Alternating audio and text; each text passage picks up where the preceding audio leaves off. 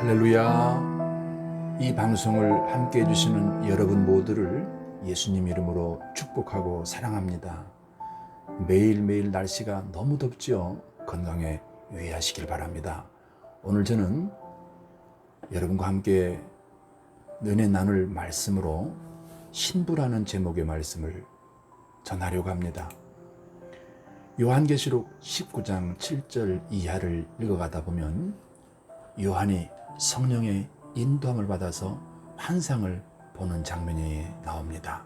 그 환상의 내용은 신랑 되신 예수님과 신부되는 성도가 혼인 예식을 하게 되는 장면입니다. 이와 같이 이런 환상을 통해서 우리에게 종말에 대한 소망을 주시면서 우리가 그날을 기다릴 것을, 그리고 신부로 살아야 될 이유를 말씀해 주고 계시는 것입니다. 성경에는 예수님과 교회의 관계를 신랑과 신부로 비유하여 말씀하십니다. 고린도 후서 11장 2절에는 내가 하나님의 열심으로 너희를 위하여 열심을 내노니 내가 너희를 정결한 처녀로 한 남편인 그리스도께 중매하려고 한다 하는 말씀이 있습니다. 뿐만 아니라 마가복음 2장 19절에서는 예수님 자신이 혼인잔치집의 신랑이라고 비유하시는 부분이 나옵니다. 그리고 요한복음 3장 29절에서도 요한이 예수님을 신랑이요 자기는 신부를 신랑에게 인도하는 친구라는 증언이 나옵니다. 그리고 우리가 잘 아는 마태복음 25장 1절에서 10절까지 말씀에는 열처녀 비유가 나타납니다. 이 열처녀 비유는 신랑을 기다리며 혼인 예식을 치르기 위해서 준비하던 열처녀가 있었는데 그 중에 5처녀는 지혜로워서 끝까지 등불을 켜고 기름 준비, 등불 준비를 해서 신랑을 기다리다가 신랑을 만나서 혼인잔치에 참여를 했는데 그 중에 5처녀는 신랑이 더디움으로 잠을 자다가 나중에서 혼인잔치에 참여하려 하나 문이 이미 닫혔다, 이런 말씀이면서 이 말씀을 통해서 우리에게 주시고자 하는 것은 혼인 예식을 위해서 신부된 성도가 늘 깨어 있어야 될 것을 말씀하고 주시는 것입니다. 그리고 혼인 잔치의 장소와 그 방법에 대해서도 말씀하시는 부분이 있습니다. 데살로니가전서 4장 16절에서 17절인데요. 주께서 호령과 전사장의 소리와 하나님의 나팔로 쫓아 친히 하늘에 강림하시리니 그리스도 안에서 죽은 자들이 먼저 일어나고 그 후에 우리 살아남은 자도 저희와 함께 구름 속으로 끌어올려 공중에서 주를 영접하게 하시리니 그리하여 우리가 항상 주와 함께 있으리라고 말씀하십니다.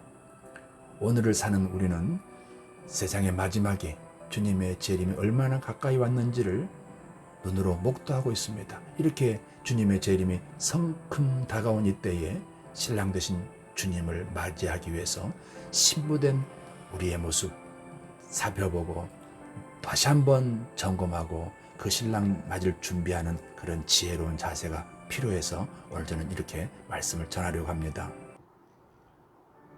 제가 함께 점검해 보아야 될 신부의 말씀은 첫째는 누가 신부인가 하는 것입니다. 누가 신부일까요? 그 말씀을 요한복음 17장 3절에서는 예수 그리스도를 알아야 된다는 것입니다. 누가 신부인가요? 예수 그리스도를 아는 자가 신부라는 것입니다. 그런데 이 우리말로 알다, 이 말은 헬라어로는 기노스코이고 히브리어는 야다, 이렇게 해당되는 단어입니다. 근데 이 단어들은 두 가지다. 알다를 지식으로 아는 알다에 쓰는 단어가 아닙니다. 관계적으로 아는 것, 다시 말하면 체험적으로 아는 것, 더 정확하게 말하면 아담과 하와가 동침하며 할 때 이 동침하다는 단어에다가 이런 표현을 썼습니다. 그 말은 예수님과의 관계가 지식으로 머리로 하는 관계가 아니라 부부와 같은 관계가 되어졌을 때 그가 신부라는 것입니다. 여러분, 그렇다면은 그러한 성도인지 내가 그런 신부인지 아닌지를 스스로 점검해보는 말씀이 또 있습니다. 신부의 증거에 관한 것입니다. 신부의 증거. 요한복음 6장 53절 이하를 쭉 읽어가다 보면 특별히 53절에서는 예수님께서 이르시기를 내가 진실로 진실로 너희에게 말하노라. 너희가 인자의 살을 먹지 아니하고 인자의 피를 마시지 아니하면 너희에게 생명이 없다는 말씀이 있습니다. 그리고 6장 56절과 57절에는 이어서 내 살을 먹고 내 피를 마시는 자는 내 안에 거하고 나도 그의 안에 거하나니 내가 아버지로 말미암아 사는 것 같이 나를 먹는 그 사람도 나로 말미암아 살리라 하고 말씀하십니다.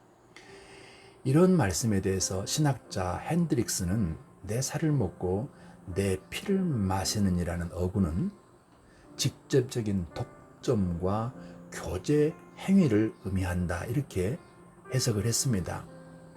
이 또한 신학자 프루스는 인자의 살과 피를 마시지 않는 자에게는 생명이 없다는 말씀은 그의 피를 전유함이 없이는 생명이 없다는 말로 설명을 합니다.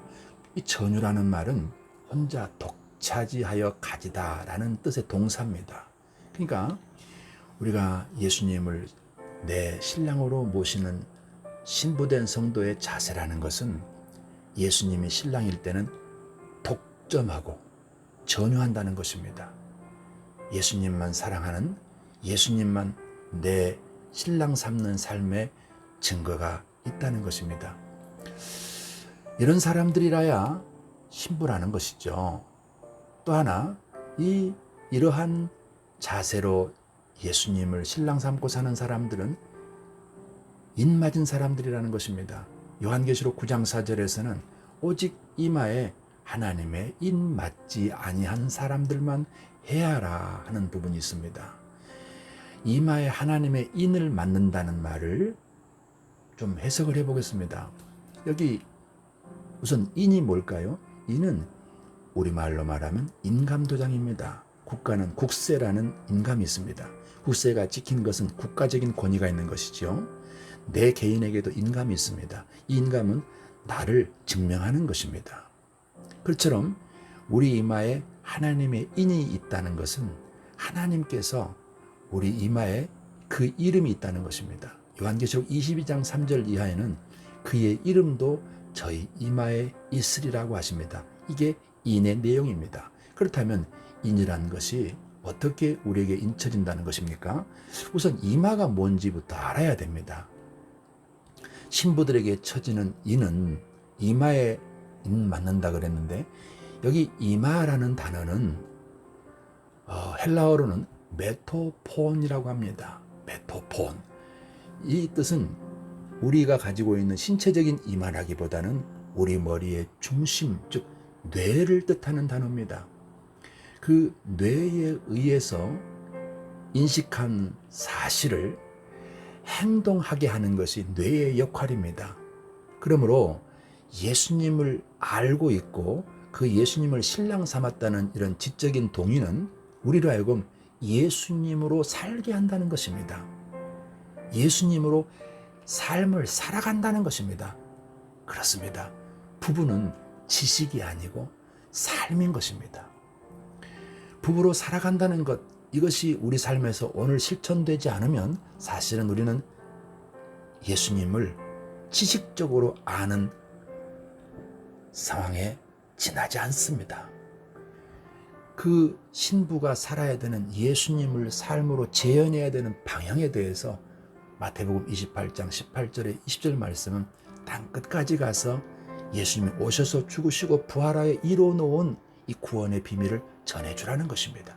사도행전 1장 8절은 땅끝까지 가서 모든 사람들에게 이 예수님이 오셔서 이루어 놓으신 구원의 길을 전해주라는 것입니다.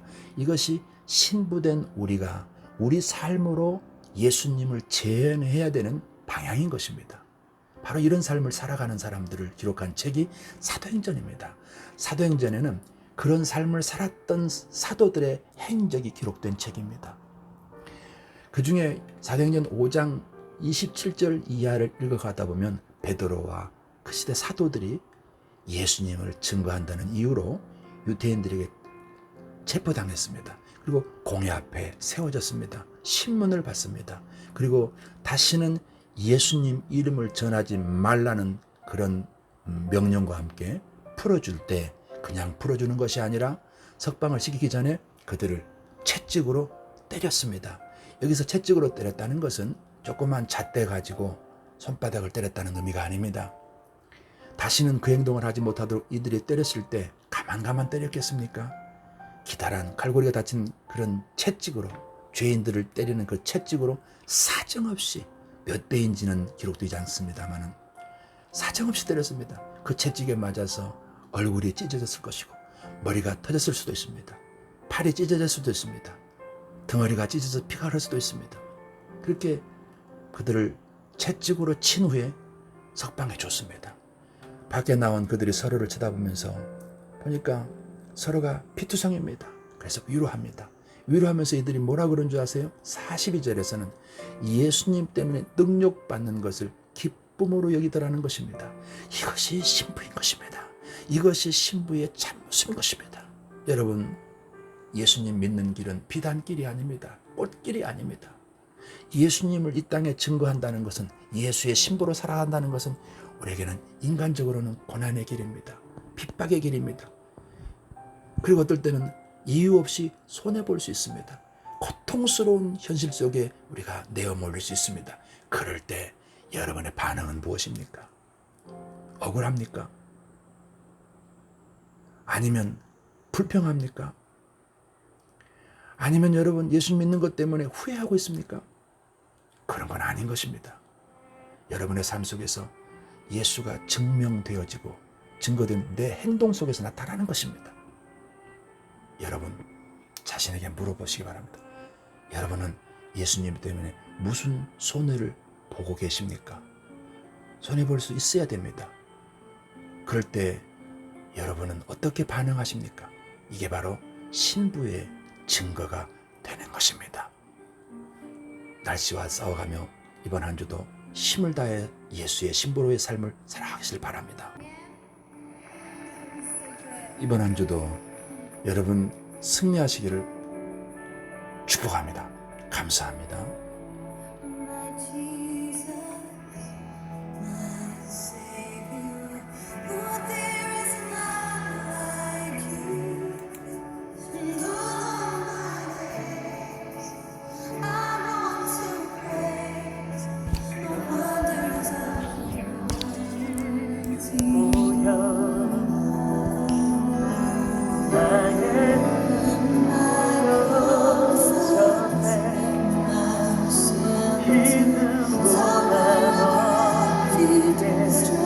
I